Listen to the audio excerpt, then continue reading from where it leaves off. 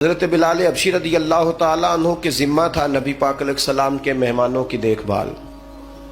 اور یہ دیکھیں کتنی بڑی سعادت ہے، حضور نے سارے معاملات کی کنجیاں ہی سیدنا بلال حبشی کو عطا فرمائی رضی اللہ تعالیٰ عنہ. حضرت بلال کو پتا تھا پیسہ کہاں سے آنا ہے، کہاں لگانا ہے، کیا کرنا ہے. مہمان آتے تھے تو آپ کو پتا ہے حضور کا فقر مبارک اختیاری ہے، پسند ہے نبی پاک کی. ایک یہودی تھا، بلکہ یہودیوں کا عالم تھا. اس نے ایک دن حضرت بلال حبشی سے کہا کہ مجھے پتا چلا ہے کہ آپ حضور کے مہمانوں کے لیے سارے بندوبست کرتے ہیں اور بعض اوقات آپ قرض بھی لیتے ہیں، تو میرے پاس کچھ اضافی پیسے پڑے ہوتے ہیں، مجھ سے قرضہ لے لینا. حضرت بلال نے کہا ٹھیک ہے، قرضہ اس سے لے لیا. ایک مقررہ میعاد، ایک وعدہ اس کے ساتھ طے ہو گیا. سیدنا بلال حبشی رضی اللہ تعالیٰ عنہ نے وہ پیسے لا کے مہمانوں پر خرچ کر دیے. ابھی اس وعدے میں نا پیسے لوٹانے میں کچھ دن باقی تھے. نبی کریم علیہ السلام، سیدنا فاروق اعظم، چند اور صحابہ مدینہ منورہ کے ایک چوک میں موجود تھے تو وہ یہودی مطالبہ کرنے آ گیا. آپ کو میری پوری بات کی سمجھ آ رہی ہے؟ یعنی ابھی جو معاہدہ ہے، جو طے شدہ تاریخ ہے، اس میں دن باقی ہیں. اس نے آ کے کہا میرے پیسے دیں. تو نبی پاک علیہ السلام نے فرمایا ابھی تو وعدے میں وقت باقی ہے.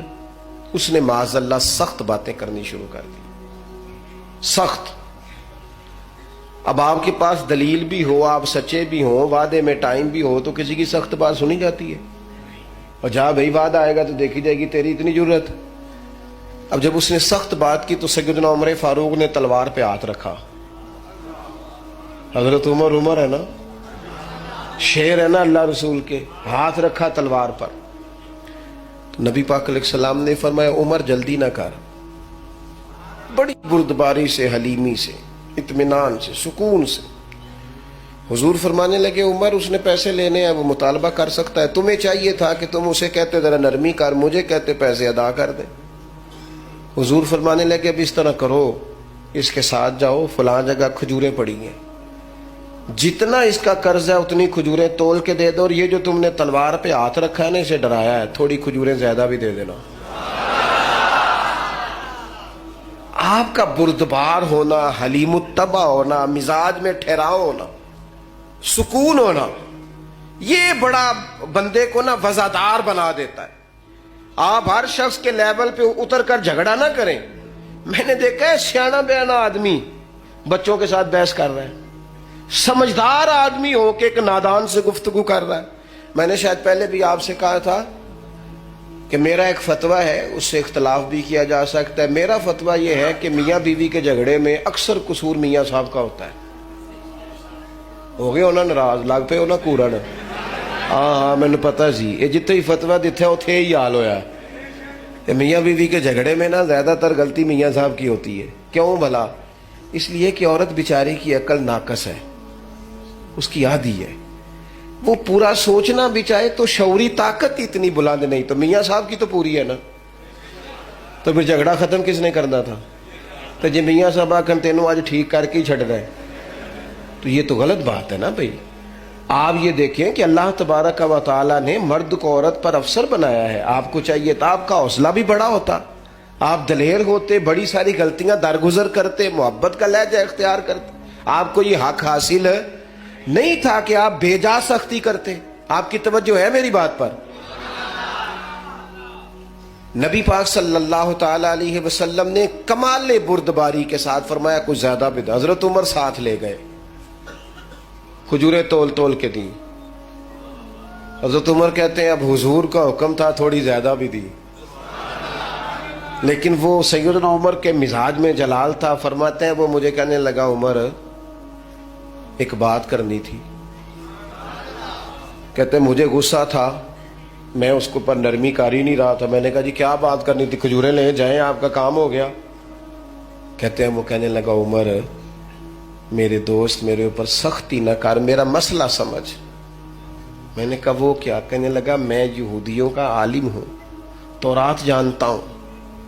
میں نے نا تورات میں آخری نبی اللہ کے محبوب علیہ السلام کی جتنی شانیں پڑھی تھی نا وہ ساری رسول پاک میں موجود ہے.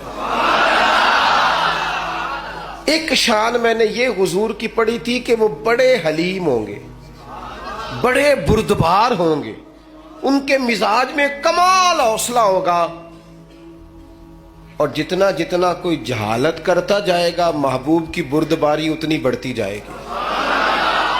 عمر میں نے جان بوجھ کے قرضہ دیا تھا, باقی ساری شانیں دیکھ لی تھی, یہ میں دیکھنا چاہتا تھا. میں نے قرضہ بھی جان بوجھ کے دیا, وقت سے پہلے بھی جان بوجھ کے آیا, سخت باتیں بھی معاذ اللہ کی, لیکن جب رسول پاک صلی اللہ علیہ وسلم کی بردباری, حوصلہ اور وفاداری دیکھی تو عمر اب تو مہربانی کرنا, مجھے لے چلنا مجھے نبی پاک سے معافی بھی لے کے دے دے اور رسول پاک کا کلمہ بھی پڑھوا دے. میں تیریاں ویخ کے عدامت مرید ہو گئی. اب نا یہ حلم, یہ بردباری, یہ کمال, یہ وفاداری, یہ ٹھہراؤ, یہ حسن, یہ تازگی, یہ رسول پاک کی عظمتوں کی بلندیاں, میرا تو دل کرتا ہے اب قربان ہو جاؤں حضور کی ہر ادا پر. قربان. تھوڑا نا مزاج میں بردباری لائیں, حوصلہ لائیں. کوئی ضروری ہے ہر سوال کا جواب ہم نہیں دینا ہے؟ نہیں سمجھ آئی بات کی؟ کوئی ضروری ہے کہ جو بندہ جو بات کرے گا ہم اس کی سطح پہ اتریں گے؟ میں تو انہوں پوچھ لینا ہے, کئیاں نو نہیں بھی پوچھی دا. نہیں سمجھ آئی؟ کچھ کو کہی دا جا بھائی. میں اکثر دوستوں سے کہتا ہوں ساری عدالتیں خود نہ لگاؤ, ایک عدالت قیامت والے دن بھی تو لگنی ہے نا. کچھ فیصلے اس عدالت پہ بھی چھوڑ دو, کچھ چیزیں اللہ تبارک و تعالیٰ کی بارگاہ پر چھوڑ دو.